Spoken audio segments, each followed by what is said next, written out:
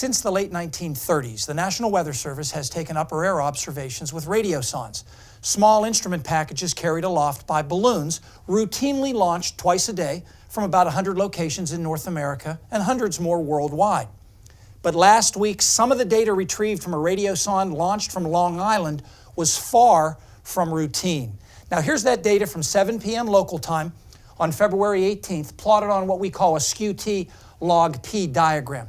Now the vertical axis here is altitude. The red and green lines are temperature and dew point as you go higher in the atmosphere.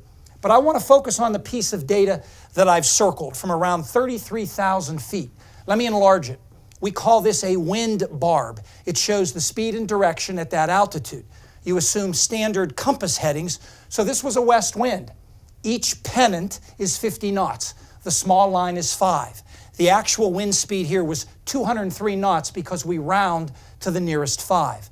Now a knot is 1.15 miles per hour, so the wind speed at 33,000 feet was about 233 miles per hour, the fastest ever measured at that altitude over New York, and possibly for the entire lower 48.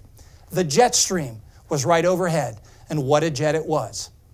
Now, how do jet stream winds attain such speeds? Well, fundamentally, the wind blows because of differences in pressure, and the bigger the difference, the faster the wind.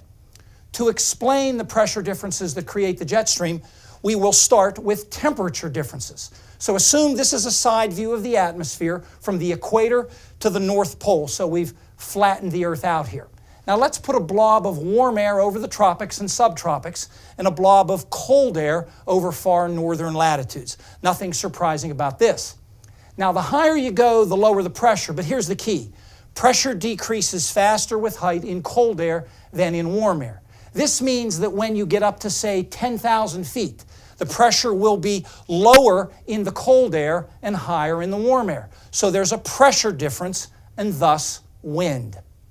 Now imagine going up, say, another 10,000 feet. Still, warmer air would be to the south, colder air to the north. So at 20,000 feet, because pressure keeps decreasing faster in the cold air than in the warm air, the pressure difference between the warmer and colder air will be even greater than at 10,000 feet. So the wind will blow even faster. If we add another 10,000 feet of warm and cold air to get us near jet stream level, the pressure difference between the warmer and colder areas will max out, and so will the speed of the wind. Now you might think, based on my arrows here, that winds at this level would be southerly, away from the higher pressure toward the lower pressure. And that would be the case if the Earth didn't rotate. But the rotation, through a process called the Coriolis effect, turns the wind to its right, which in this case creates a dominant westerly flow at high altitudes that we commonly observe with the jet stream winds. And here's the science in action back on the day of the record-setting jet stream. A huge temperature difference from south to north in the eastern United States. 80s in Florida at the surface, minus 20s in eastern Canada. And the cumulative effect of piling up relatively warm air in one place and relatively cold air in another created a large pressure difference at high altitudes, and in between, one of the fastest jet streams ever observed over the lower 48 states. Now, the jet has calmed down this week, but how will that translate into surface weather? We'll have the extended forecast next.